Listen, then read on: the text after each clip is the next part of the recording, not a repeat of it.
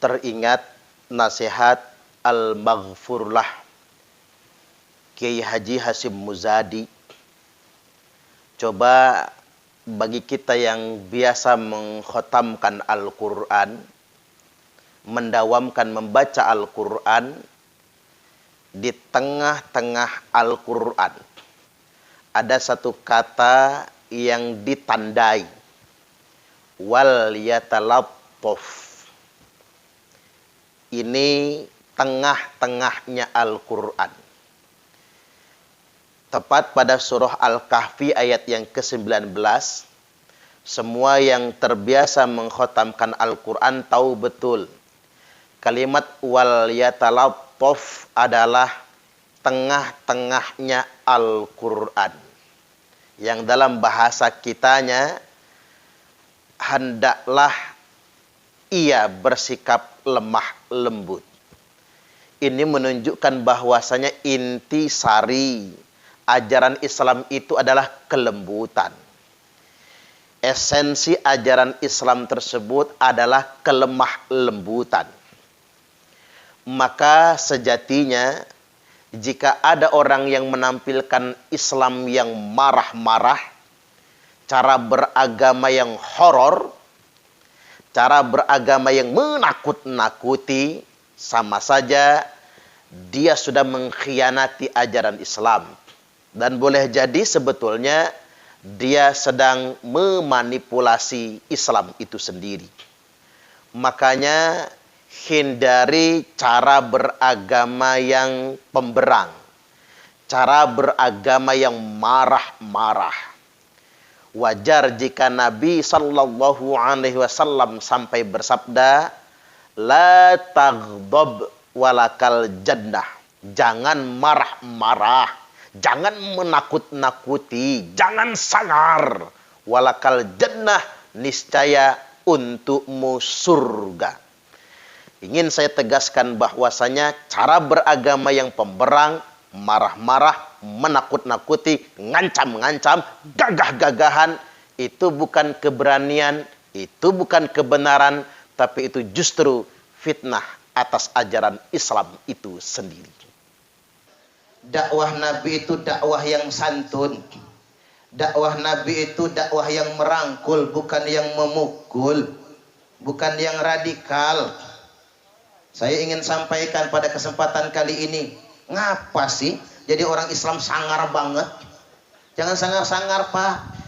Ngakunya hijrah, tiba-tiba celananya cingkrang. Maaf yang cingkrang. Celana cingkrang, jidatnya nganti kapalan, tapi matanya mendelik, sangar. Bingung, ini Israel apa bukan ya kira-kira? Bingung. Islam itu jangan yang sangar, gek. Dakwah Nabi nggak kayak gitu. Pasti ada yang salah itu kalau kita bawa Islamnya sangar-sangar, pasti ada yang salah itu. Fabima rahmatim minallahi lintalahum walau kunta faddan ghalidhal qalbi lang faddu min haulik. Dikarenakan rahmat Allah Muhammad, engkau bersikap lemah lembut terhadap mereka semua. Tutur katamu enak didengar, sentuhanmu menyentuh hati dan kesadaran mereka. Walau kunta faddan ghalizul qalbi, seandainya engkau kasar, marah-marah, maki-maki, hatimu keras, lang faddu min haulik, niscaya mereka pasti akan kabur dari sekelilingmu. Itu dakwah Nabi, dakwah yang kasih sayang. Tadi kan di awal saya sudah sampaikan ya Pak, manusia itu ketika dia ada di titik terendah, merasa banyak dosa, disitulah dia akan menjadi orang yang mulia. Sebaliknya manusia ketika dia merasa ada di titik tertinggi, merasa hebat dan paling suci, disitulah dia akan menjadi manusia yang paling hina di hadapan Allah Ta'ala. Makanya di Quran disebutkan, fala tuzakku anfusakum huwa a'lamu bimanittaqa. Janganlah merasa suci dengan diri kalian sendiri. Dialah Allah yang paling tahu siapa yang benar-benar bertakwa. Jadi orang Islam itu jangan sok suci. Setuju gak kira-kira? Jangan. Kalau kita sok suci, kopar kafir, kopar kafir. ujung-ujungnya ngebom. Orang ngebom jadi teroris itu bukan mati syahid, mati sangit. Tahu mati sangit? Gosong di sana. Di dunia gosong, di akhirat tambah gosong juga. Nggak boleh yang kayak gitu. Nggak boleh merasa paling beriman sendiri. Nggak boleh merasa paling baik sendiri. Karena ngapa? Itulah yang akan jadi calon penghuni neraka. Yuk kita baca hadisnya. Nabi bersabda, yakhruju qaumun yaqra'unal Qur'an. Akan keluar sekelompok orang, pasti akan keluar sekelompok orang. Ini bukan ramalan, sesuatu yang benar akan terjadi. Sinyalemen dari Nabi, pasti akan keluar sekelompok orang. Di mana sekelompok orang ini kata Nabi, mereka membaca Al-Quran, bahkan mereka bikin rumah-rumah tahfiz, bahkan mereka bikin pondok-pondok tahfiz. Mereka membaca Al-Quran. Laisa qira'atukum ila qira'atihim bisai. Bacaan Al-Quranmu tidak ada apa-apanya dibandingkan dengan bacaan mereka. Wala salatukum ila salatihim bisai. Salatmu tidak ada apa-apanya dibandingkan dengan salat mereka. Puasa kalian tidak apa-apanya dibandingkan dengan puasa mereka. Nggak ada apa-apanya bacaan Quran kita. Nggak ada apa-apanya salat kita. Nggak ada apa-apanya dengan puasa kita. Dengan puasa mereka. Kita tertipu dengan solehnya mereka. Tapi apa kata Nabi? Kilabun nar, kilabun nar, kilabun nar. Mereka itu anjing-anjing neraka. Anjing-anjing neraka. Kasar banget nih hadis. Sahih Bukhari Muslim ini. Muttafaqun alaih. Saya aja bacanya agak malas, kasar hadisnya. Coba diterjemahkan kiri-kiri neraka. Kan agak lembut ya Pak. Segawan neraka. Kan ada lembutan. Loh mengapa mereka ini hafal Quran? Abdurrahman bin Muljam yang bunuh Imam Ali itu hafal Quran 30 juz. Karena tadi ngapalnya nggak punya sanad, nggak hormat sama Nabi, durhaka. Kan sanadnya putus. Makanya santri kalau durhaka sama kiai nggak barokah ilmunya, ada aja masalahnya. Yang mahal ilmu itu bukan hafalannya loh Pak, sanadnya yang mahal itu. Ya kalau cuma ngapal, jenengan ngapal aja di rumah. Bisa kok. Hafal Quran, percayalah sama saya. Hafalin terus hafal. Lagu Trio Macan aja hafal kok. Iya kan? Itu mah nggak perlu sanad, nonton di YouTube hafal. Ini yang mahal tuh bukan ilmunya, sanadnya itu yang mahal. Mereka membaca Quran, sholatnya bagus-bagus, tapi mengapa mereka dikatakan anjing-anjing neraka? Dikarenakan mereka merasa paling beriman sendiri, mudah mengkafirkan orang, merasa paling sunnah sendiri, mudah membid'ahkan orang. Metro ini agak banyak sih ya. Itu yang jadi masalah Bapak Ibu rahimakumullah. Mudah menyalah-nyalahkan orang.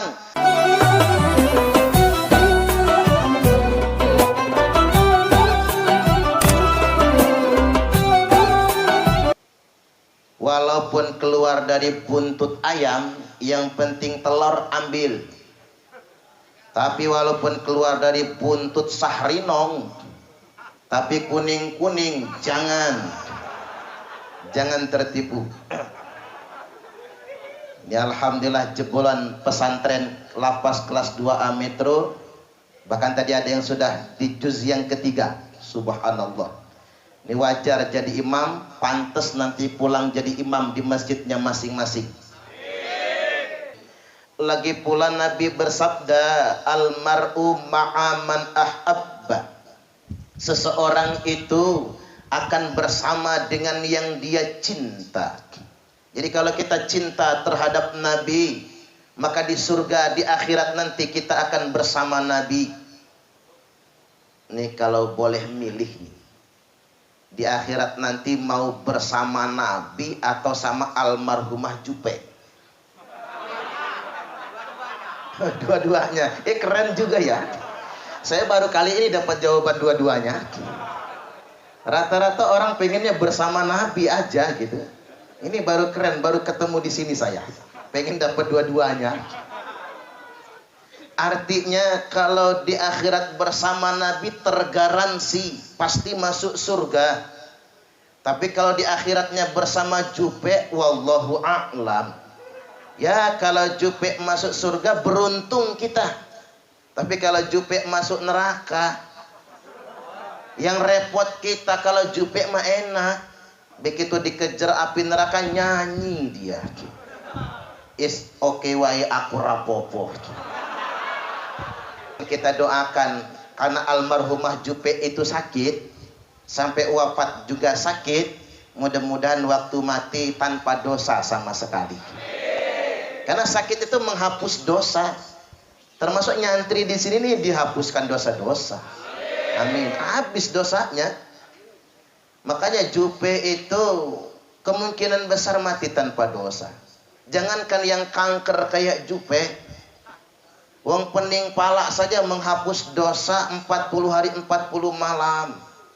Makanya kalau bisa kita ini tiap sebulan sekali pening pala lah. Tinggal antem aja sama bodrek ya. Sebulan sakit pala, bulan depan sakit pala, dihapuskan dosa-dosanya. Karena itu kafarat kan sebetulnya. Itulah enaknya orang mukmin itu. Dia dapat nikmat, dia bersyukur, pahalanya berlipat ganda.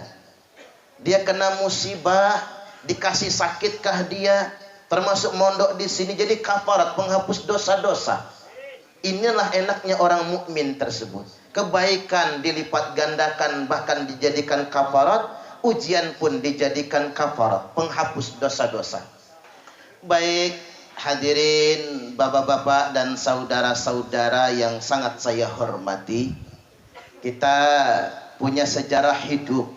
Ini namanya sejarah, bagian dari hidup kita yang tidak bisa kita hindari. Imam Asy-Syafi'i pernah dipenjara karena dituduh Syiah. Jadi wajar kalau ulama-ulama ahlu sunnah wal jamaah sering dituduh Syiah. Karena imam kita juga dituduh Syiah. Wajar kalau kiai-kiai NU sering dituduh Syiah. Karena memang itulah kerjaan para pendengki, para pembenci ulama-ulama ahlu sunnah wal jamaah. Mereka tidak bisa menandingi ilmunya, mereka tidak bisa membantah hujahnya, maka mereka jelek-jelekkan Syiah. Dulu Imam Syafi'i juga pernah dituduh Syiah, lalu dipenjarakan. Yang memenjarakannya Khalifah Harun al-Rasyid. Khalifahnya orang baik itu. Imam Syafi'i luar biasa baiknya, tapi itulah yang disebut dengan fitnah. Tapi Imam Syafi'i apa kecewa? Tidak. Apa kata beliau? Saya mampir ke penjara sudah merupakan takdir bagian dari hidup saya. Harus begitu kita. Makanya kita ini belajar betulan dari sabda Nabi sallallahu alaihi wasallam. Apa kata Nabi? Ad-dunya sijnul mu'min wa jannatul kafir. Dunia ini penjaranya orang beriman dan surganya orang kafir. Makanya kita di dunia ini nggak boleh senang-senang amat, nggak boleh senang kelewat, nggak boleh bahagia sangat, nggak boleh. Setuju nggak kira-kira? Nggak boleh bahagia sangat, biasa-biasa saja. Malah begini, saya iri sama bapak-bapak ini, karena sudah membuktikan hadis ini. Dunia adalah penjaranya orang beriman. Ini sudah pembuktian. Setuju gak? Saya gini Pak di Sutarjo, Mbien saya itu paling takut lah ceramah ke penjara tuh. Saya pertama kali diundang ke lapas narkotika Waihui. Waduh, pas saya lagi ceramah itu ada yang beler, ada yang ngences ces gitu. Saya jadi bingung, nyambung gak ya diceramahin itu. Saya paling takut dulu karena takut ditimpukin. Ternyata setelah saya ceramah, paling enak itu ceramah dengan santri di lapas. Karena apapun yang kita sampaikan masuk. Mengapa demikian? Manusia itu akan mulia, kata ulama, saat dia merasa banyak dosa. Dan manusia akan menjadi hina saat dia merasa paling suci. Betapa banyak orang yang bebas di luar sana, dia takabur, merasa hebat sendiri, merasa jago sendiri, merasa benar sendiri, dia akan jatuh kepada kehinaan. Makanya sebetulnya menceramahi orang yang merasa berdosa itu enak sekali. Bahkan kita mendengar pun langsung ke hati. Dikarenakan kita merasa kita hamba Allah Subhanahu wa Ta'ala dan berharap rahmat dan ampunannya. Cuman paling gak enak nyeramahin 3 golongan manusia. Kata kiai saya, jangan menceramahi 3 golongan manusia. Nggak masuk nggak? 1, pejabat yang lagi zolim, jangan diceramahi, tersinggung. Jangan lihat Pak Desutarjo ya. Jangan lihat Pak Desutarjo. Tersinggung, bener, tersinggung. Bukan yang ceramah kena marah, ajudannya kena marah. Lo pesen ya sama Pak Ustadz buat nyinggung gua, kata dia. Susah diceramahin. Yang kedua yang nggak bisa diceramahin itu orang kaya yang takabur. Nggak bisa. Saya pernah ceramah kumpulan orang-orang kaya, ngajinya di hotel. Selama saya ceramah nggak ada yang dengar. Nggak ada yang dengar. Kok bisa saya ceramah di depan, mereka kan mejanya bundar-bundar tuh. Ngobrol masing-masing. Itu paling gak enak itu. Begitu saya ngelucu, nggak ada yang ketawa. Nggak ada. Pokoknya bulu kuduk saya langsung merinding, gering, malu. Ngelihat jam berapa ini. Perasaan lama betul waktunya. Nggak enak kan, ngomong gak didengar orang. Mending ceramah di radio, los terserah orang mau dengar apa enggak. Yang penting ngoceh aja pokoknya. Oh bener kata kiai saya, ternyata ceramah sama orang kaya yang lagi takabur nggak bisa. Kecuali orang kayanya ditangkap KPK. Baru tuh ceramah Pak Kiai masuk semua. Baru. Orang kaya kalau lagi takabur nggak bisa diceramah, nggak masuk. Kemudian yang ketiga yang nggak bisa diceramahi itu orang gila. Nggak bisa. Orang gila jangan diceramahi. Saya pernah diundang ke rumah sakit jiwa. Males lah kata saya. Orang gila mah bukan diceramahi, gak diruqyah. Ngapain diceramahin? Karena begini, nyeramahin orang gila, kita tambah gila nantinya. Pan ada kejadian hari raya kurban Idul Adha, wayahnya motong kurban, bawa kambing ke tempat penjagalan. Ada si bapak bawa kambing ke tempat penjagalan. Lagi di jalan papasan sama orang gila lagi garuk-garuk pala. Kata orang gila ini ngomentarin yang bawa kambing.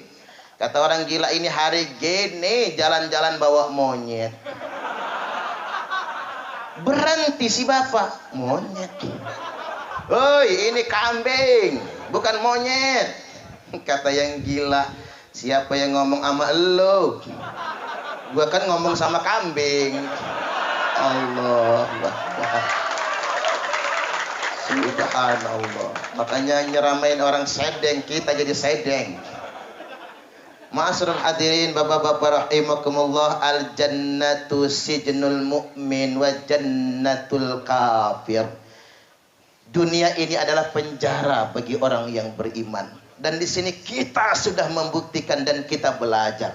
Jadikan ini pelajaran berharga bagi kita semua.